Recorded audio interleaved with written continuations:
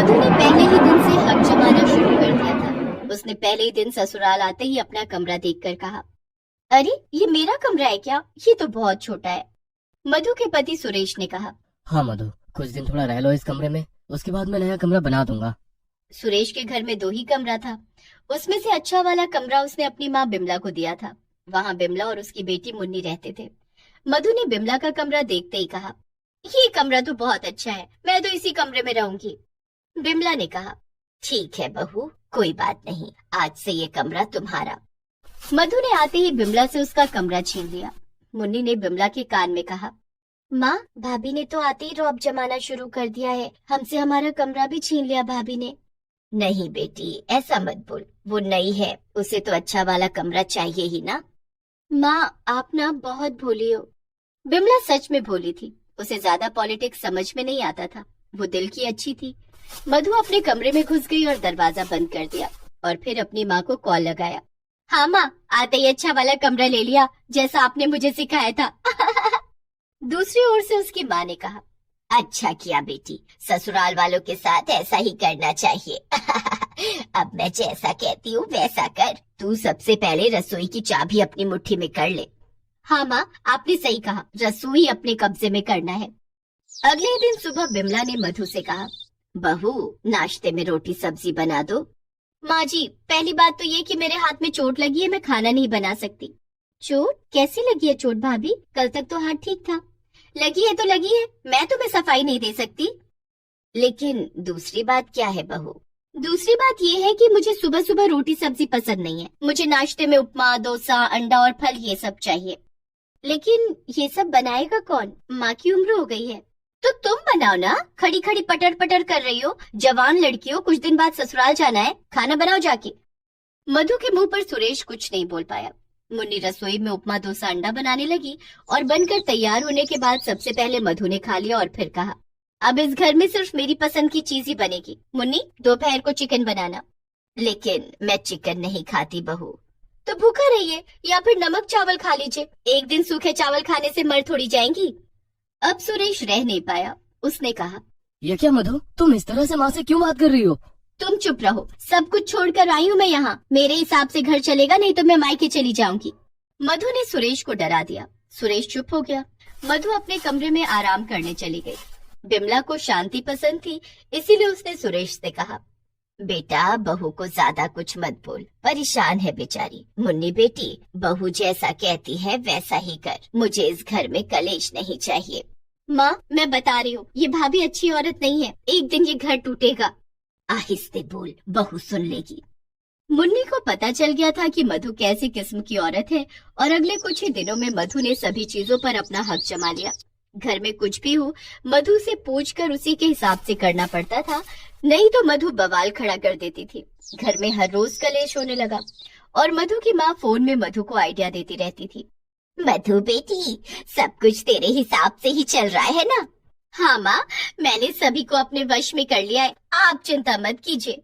ये सब मुन्नी कमरे के बाहर से सुन रही थी। उसे ये सब अच्छा नहीं लग रहा था, लेकिन वो कर भी क्या सकती थी। उसने सब अपनी सहेली सीमा को बताया। सीमा ने कहा, तेरी भाभी को ये सब उसकी माँ ही सिखा रही है, उसका कुछ करना पड़ेगा। 1 महीने बाद मुन्नी की शादी हो गई और वो ससुराल चली गई और घर में बिमला अकेली पड़ गई। अब मधु को बिमला पर अत्याचार करने का पूरा मौका मिल गया। सुरेश सुबह ऑफिस चला जाता था और उसके बाद मधु बिमला से सारा काम करवाती थी। काम करते करते बिमला की सांस फूलने लगती थी और बिमला बेचारी कुछ बोल भी नहीं पाती थी। मुन्नी बिमला को कॉल करती थी, माँ, भाभी ज्यादा परेशान तो नहीं कर रही है ना? नहीं बेटी, थोड़ा बहुत काम करना पड़ता है, लेकिन ठीक है, काम करने से शरीर ठीक रहता है। ऐसे ही बिमला बात को टालने लगी और कुछ ही दिनों में दबाकर ठंड पड़ गई। मधु ने कुत्ता पाल लिया और फिर से घर में कलेश होने लगा। मेरा टॉमी कहाँ रहेगा? सुरेश, तुमने कहा था कि अलग कमरा बना कर दोगे, कब बनाओगे वो कमरा? बनाऊंगा मधु, थोड़ा सब्र करो, अभी पैसे नहीं है। तो फिर मेरा टॉमी तुम्हारी माँ के कमरे में रहेगा। माँ के कमरे में? तो फिर माँ कहाँ रहेगी? वो मुझे क्या पता। सुरेश अभी भी कुछ बोल नहीं पाया। वो अपनी माँ से प्यार तो करता था, लेकिन मधु बात बात पर उस पर केस कर देने की धमकी देती थी। देखो सुरेश, मुझे उल्टा सीधा कुछ कहा तो मैं तुम पर वधु निर्यातन का केस कर दूंगी। तुम मुझे पहचानते नहीं हो। इसीलिए सुरेश को चुप रहना पड़ता था। मधु ने अपने कुत्ते को बिमला के कमरे में घुसाकर बिमला को घर से बाहर कर दिया। बिमला कपकपाती ठंड में बाहर आंगन में सोने लगी। वो पूरी रात ठंड से कांपने लगी और उसके सर पर ओस गिरने लगी। बिमला को बुखार और जुकाम हो गया, लेकिन फिर भी बिमला को अत्याचार से छुटकारा नहीं मिला। उसे हर रोज घर का काम करना ही पड़ता था। और एक दिन मुन्नी बिमला से मिलने आई। माँ, ये कैसी हालत बना ली है तुमने? बिमला कुछ कहने जा ही रही थी कि तभी मधु आ गई। अच्छा, बेटी के सामने मेरी बुराई कर रही है बुढ़िया? नहीं बहू, मैंने तो कुछ नहीं कहा। चुप रहो, मुझे सब पता है। मुन्नी, ये तुम्हारा घर नहीं है, अब से यहाँ मत आया करो। मधु ने मुन्नी को घर से निकाल दिया। मुन्नी बहुत गुस्सा हो गई। उसकी सहेली सीमा की शादी होने वाली थी। उसे उसके साथ शॉपिंग के लिए जाना था, इसीलिए मुन्नी ने मधु से झगड़ा नहीं किया। लेकिन कुछ देर बाद मुन्नी के हाथ में कुछ ऐसा आया जिससे सब कुछ बदल गया।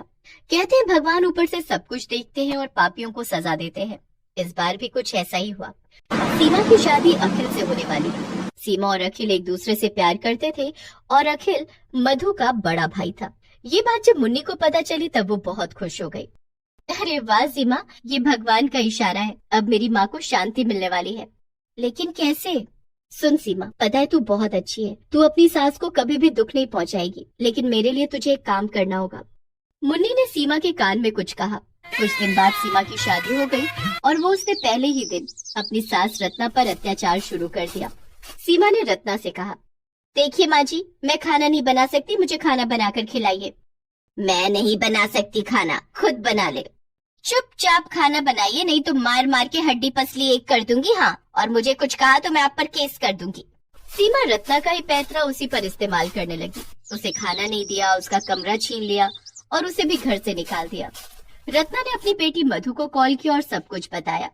मधु बेटी, मुझे बचा ले, ये लड़की मुझे मार डालेगी, बहुत तकलीफ हो रही है मुझे। माँ, आप चिंता मत कीजिए, मैं आती हूँ। अपनी माँ के लिए मधु तुरंत अपने मायके पहुँच गई, लेकिन सीमा ने मधु को घर में घुसने नहीं दिया। मधु, ये तुम्हारा घर नहीं है, निकल जाओ यहाँ से। ठीक है, मैं मेरी माँ को ले चलूंगी। खबरदार, बिल्कुल नहीं। ये बुढ़िया चली गई तो घर का काम कौन करेगा? तेरा बाप। लेकिन तुम मेरी माँ के साथ ये बर्ताव क्यों कर रही हो? मेरी माँ की उम्र हो गई है, इन्हें तकलीफ होती है। अच्छा, और तुम्हारी सास को तकलीफ नहीं होती है? तुम भी तो अपनी सास के साथ ऐसा ही बर्ताव करती हो ना? ये सुनकर मधु का सर नीचे झुक गया। तब वहाँ मुन्नी आई और बोली, भाभी, आपकी सास भी मेरी माँ है। आपने उनके साथ क्या क्या नहीं किया, और आप रत्ना जी खुद माँ होकर अपनी बेटी से ये सब करवा रही थी। देखा ना, खुद के साथ अगर ऐसा हो तो कैसा लगता है। मुझे माफ कर दो, मुझे सब समझ में आ गया है। मुझे भी माफ कर दो मुन्नी, मैं बेवकूफ थी। मैं अब से और ऐसा नहीं करूंगी। मैं माँ जी से माफी मांग लूंगी। मधु ने लौटकर बिमला से माफी मांग ली। बिमला ने मधु को गले लगाया। मधु ने अच्छा वाला कमरा बिमला को दे दिया। खुद हर रोज खाना बनाने और काम करने लगी। सीमा ने भी कभी भी अपनी सास को परेशान नहीं किया और ऐसे ही सब कुछ ठीक हो गया। सास बहू का रिश्ता अटूट हो गया।